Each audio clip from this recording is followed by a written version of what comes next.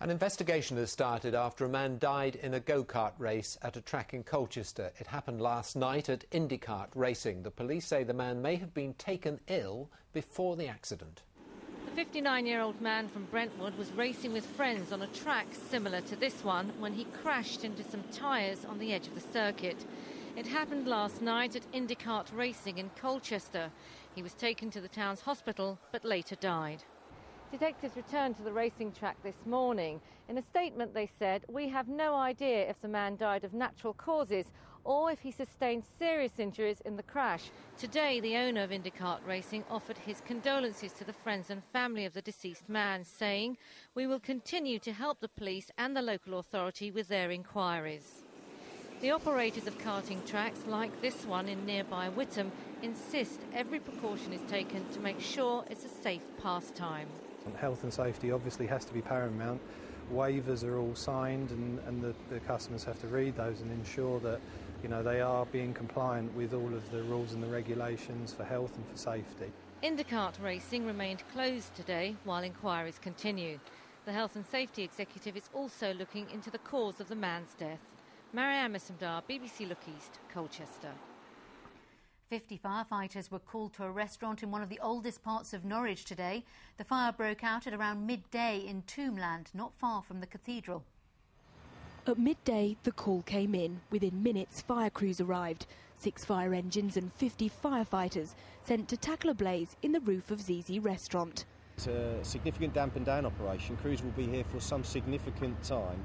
The nature of the building construction employed here means that it is a very old building. And the problem with very old buildings is that fire can hide away in some quite discreet areas, and it's difficult to sometimes put it out. The restaurant owner managed to evacuate his staff from the building, but the area and the road was cordoned off. The restaurant is in one of the oldest parts of the city, just yards away from the cathedral. In fact, one side of the building touches an historic archway that leads to Cathedral Close. An hour later, the flames had been put out, but an investigation is now underway to find out how the fire started. Catherine Nash, BBC Look East, Norwich. Hundreds of jobs are going at a health trust in Essex. NHS South West Essex needs to cut spending by £50 million. It's consulting the unions about cutting more than 220 jobs by the new year. Unison believes 600 jobs could eventually be lost. At Basildon Crown Court, a man has admitted raping a 46-year-old woman at Leigh-on-Sea in Essex earlier this year. 25-year-old Aaron Miller, who lives in Basildon, attacked the woman in March. He'll be sentenced next month. A 25-year-old woman who's had a mastectomy has made her debut on the catwalk. Rachel Lane from Norfolk was diagnosed with breast cancer 2 years ago. Her mother has had the disease too. Only those diagnosed with breast cancer can strut down this catwalk. It's to regain confidence and to celebrate life.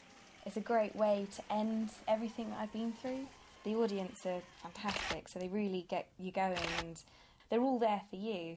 Rachel Lane's mother, Patricia, was first to be diagnosed with breast cancer.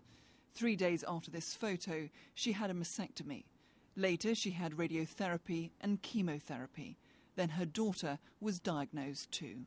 I would have gone through it again. I think for any parent whose child is ill, they would rather go through it themselves. I never thought that my breast cancer could be such a help to someone else. And I actually felt glad that I'd gone through it because I could help my child. This is Rachel Lane 2 months before she was told she had breast cancer.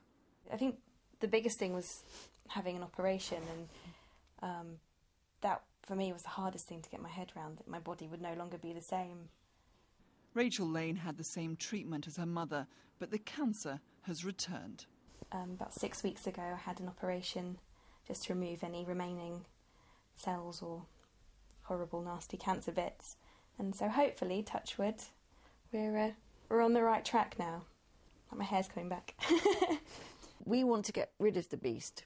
We don't want it to come back anymore. Patricia Lane says after everything they've been through, she won't forget her daughter's debut on the catwalk. Amazing. Absolutely amazing. Yes.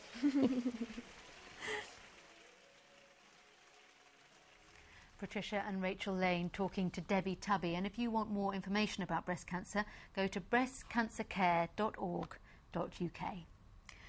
The MP for Bury St Edmunds has been cheered on his return to the House of Commons. David Ruffley was off for 4 months after falling under a train.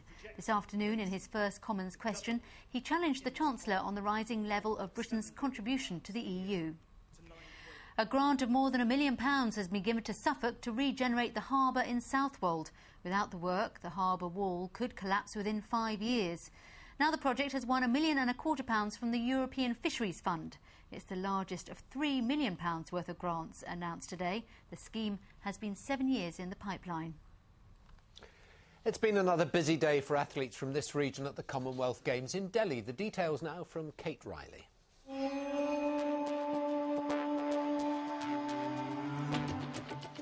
Norfolk's Mick Gould got his 17th medal today and is one away from equalling the all-time Commonwealth record. He got a bronze in the men's 25-metre standard fire pistol pairs.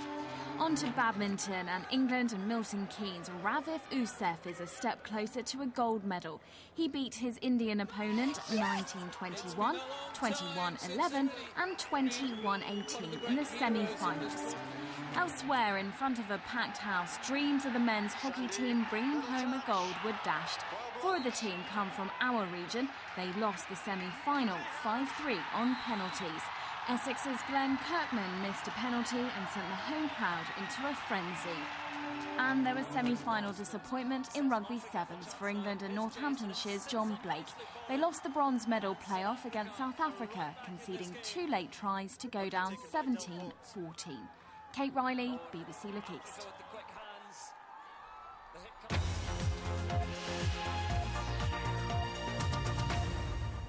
You're watching Look East from the BBC. Coming up, hooray for Henry.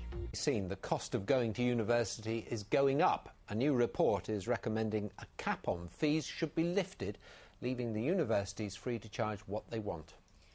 The prospect of higher tuition fees has run into opposition from students and some MPs. Tonight in Cambridge, the issue is being debated at the university's Students' Union.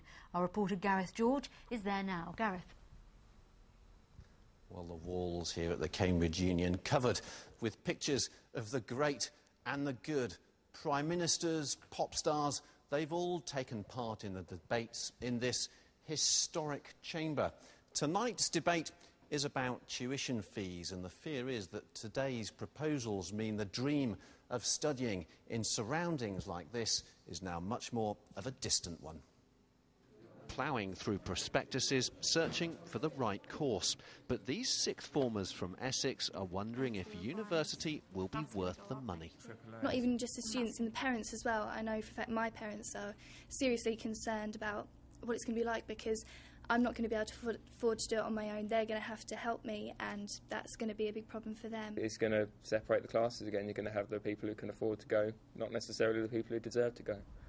The fear is top universities such as Cambridge will charge more, and only students with well-off parents will be able to afford it. A few universities may be able to charge much higher fees, and they will obviously then become unobtainable universities to go to for ordinary people. Ordinary hard-working families will not be able to envisage paying £12,000 a year fees. For Poppy Crook's generation, university applications are done online. Poppy's not the only one now reconsidering her future. Some of them are saying to me, we can't go, our dreams have been shattered, we won't be able to go to university, our parents can't afford to support us, and we can't get in that much debt. These sixth formers say after today's proposals, hopes of a university place are fading. It's incredibly atmospheric here in the chamber. The leather seats almost seem to echo with the sound of past debates. Chairing tonight's debates is Rahul Mansigardani, who's the president of the Cambridge University Students' Union. Your reaction to the proposals? This morning, surprise and disappointment. We'd heard possibly that there might be a doubling of the cap. The idea of it being removed completely, I think, is very disappointing. How much do you think students at Cambridge may end up paying in future? It's likely Cambridge is going to charge the maximum possible rates, so possibly £10,000, possibly £12,000. Do you think that means students from poorer backgrounds won't come here? I think it will act as a deterrent, yes. Cambridge is relatively lucky. We have a very generous bursary system, but the problem is the idea of debt being a deterrent and the fear of debt putting people off. But universities do need to raise more money, don't they? And if you come and study for a degree, you should have to pay for it, shouldn't you? I think universities do need to be well funded, but universities bring a greater good to the whole country.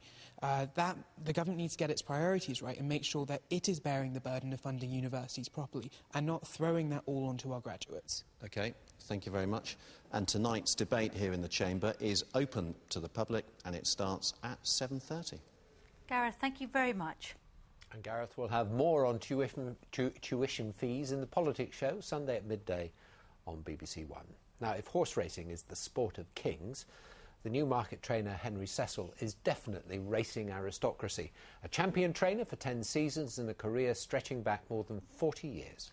But Henry Cecil's pursuit of titles has had its ups and downs. Now, at the age of 67, he says his appetite for success is as strong as ever, and he's hotly tipped for a winner in Newmarket this week. Our sports reporter Jonathan Park has been to meet him.